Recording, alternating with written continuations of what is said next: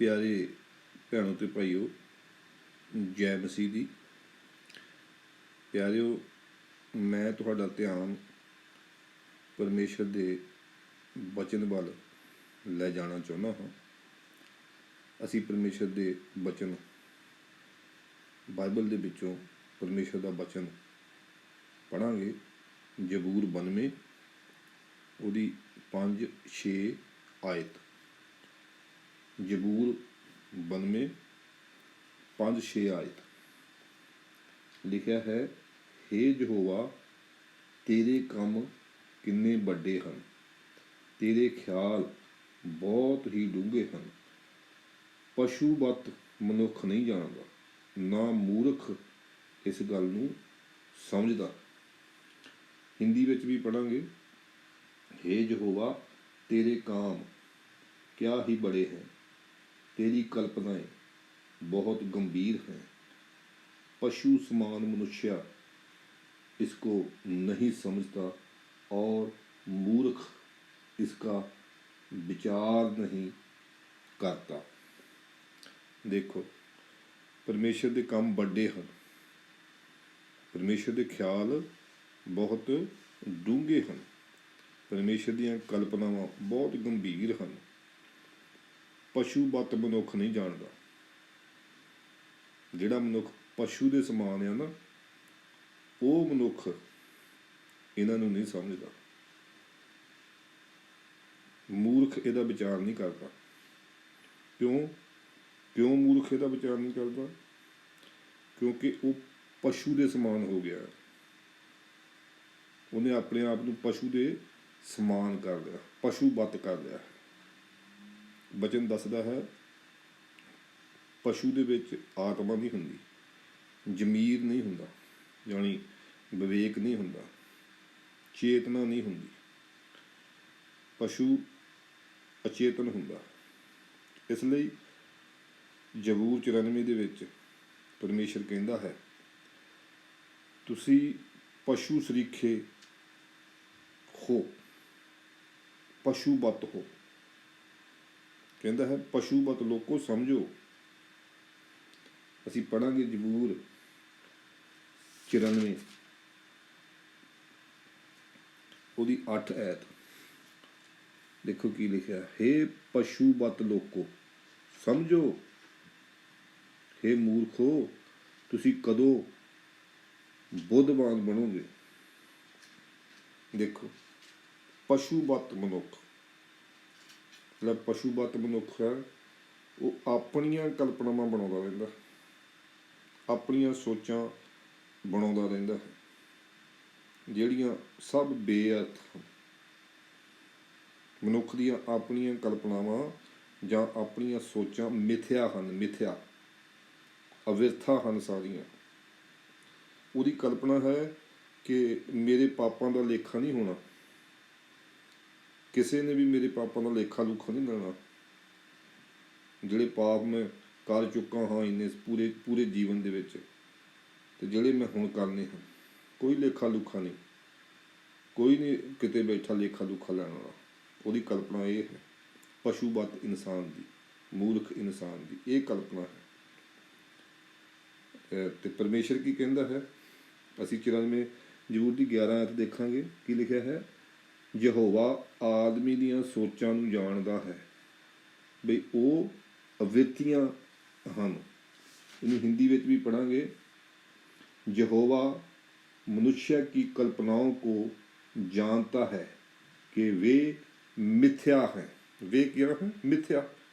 ये मिथ्या हन, इंसानां दी मिथ्या है, उन्हां दीयां जिहड़ियां कल्पनावां हन मिथ्या हन। मेरे प्यारे, अपनियां कल्पनावां दे नाल, अपनियां सोचां दे नाल इंसान नियम की गल तां करदा है, पर परमेश्वर के नियम नूं नहीं जानदा, परमेश्वर के नियम नूं नहीं समझदा। असी यिर्मयाह नबी की किताब देखांगे, परमेश्वर के वचन दे विचों यिर्मयाह 5 बाब उहदी 4 आयत पढ़ांगे। देखो, तद मैं आख्या ये सचमुच गरीब हन, ये बेअकल हन, तां यहोवा दे राह नूं नहीं जानदे, ना अपने परमेश्वर के ਇਨਸਾਫ ਨੂੰ ਮਤਲਬ ਨਿਯਮ ਨੂੰ, ਹੈ ਨਾ।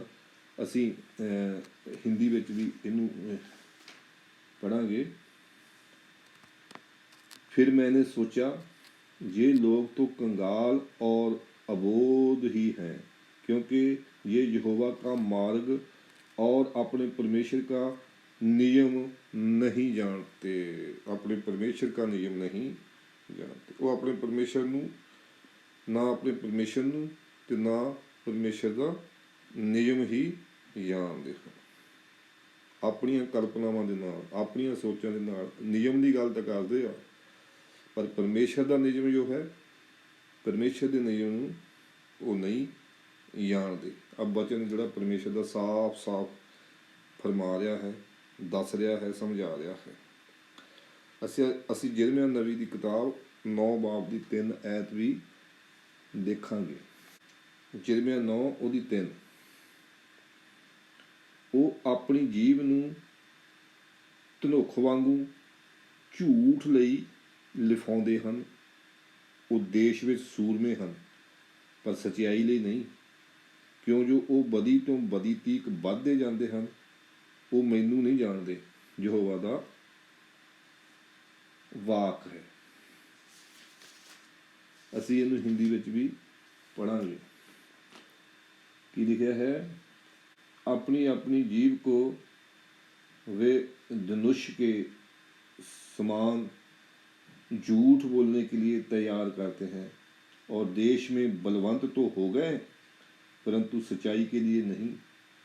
वे बुराई पर बुराई बढ़ाते जाते हैं, और वे मुझको जानते ही नहीं।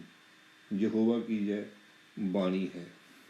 देखो, ਉਹ ਬਲਵੰਤ ਹੋ ਜਾਂਦੇ ਆ। ਇਸ ਤਰ੍ਹਾਂ ਦੇ ਜਿਹੜੇ ਲੋਕ ਆ, ਜਿਹੜੇ ਪਰਮੇਸ਼ਰ ਦੇ ਨਿਯਮ ਨੂੰ ਨਹੀਂ ਸਮਝਦੇ, ਨਾ ਜਾਣਦੇ, ਉਹ ਬਲਵੰਤ ਹੋ ਜਾਂਦੇ ਆ। ਉਹਨਾਂ ਦੇ ਪਿੱਛੇ ਚੱਲਣ ਵਾਲੇ ਵੀ ਬਹੁਤ ਹੋ ਜਾਂਦੇ ਆ, ਹੈ ਨਾ।